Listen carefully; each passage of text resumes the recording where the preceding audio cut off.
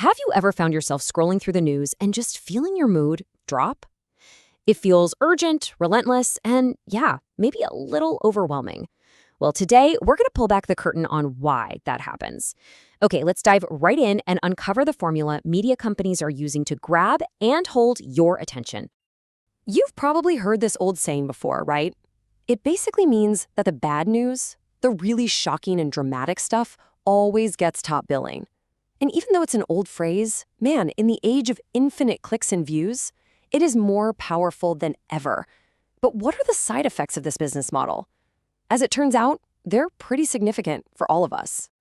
So if you were to actually break down the average news cycle, you'd find it's heavily skewed towards the negative.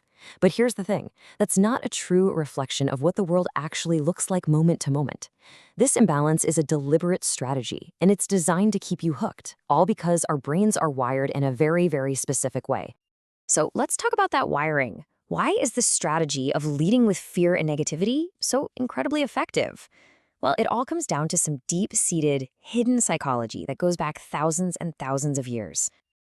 It all boils down to this one key concept, the negativity bias. I mean, think about our earliest ancestors, right? The ones who paid extra attention to that little rustle in the bushes, the potential threat. They were the ones who survived. Our brains literally evolved to scan for danger first.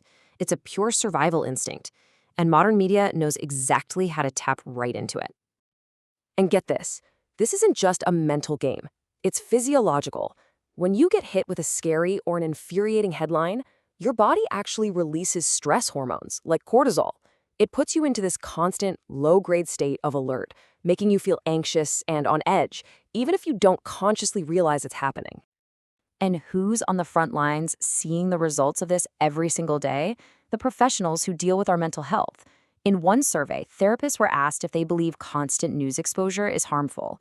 Their answer was a staggering, almost unanimous 99.6% yes.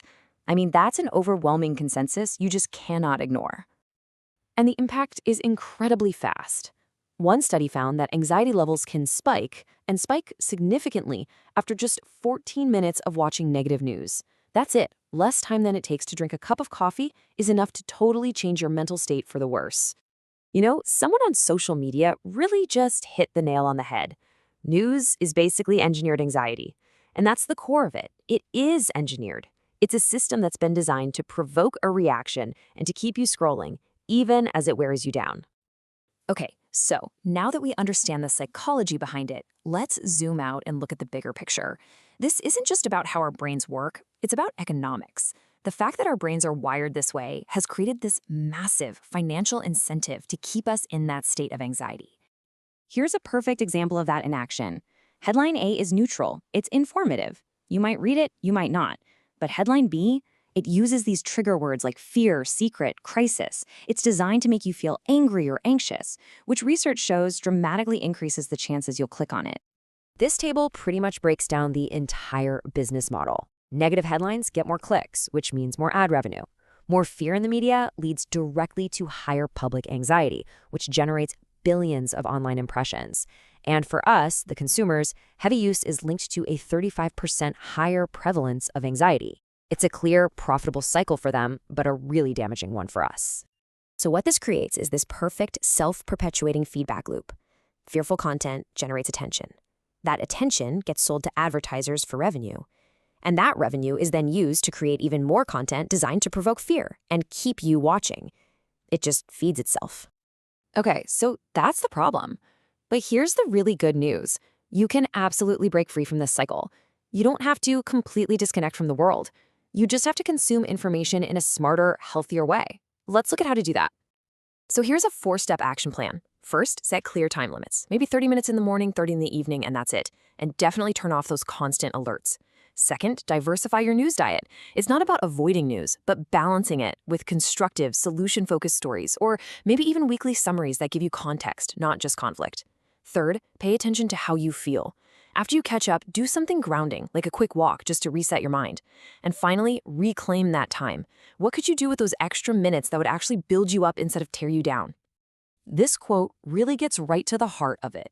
Fear is a marketing strategy. If they can scare you, they own you.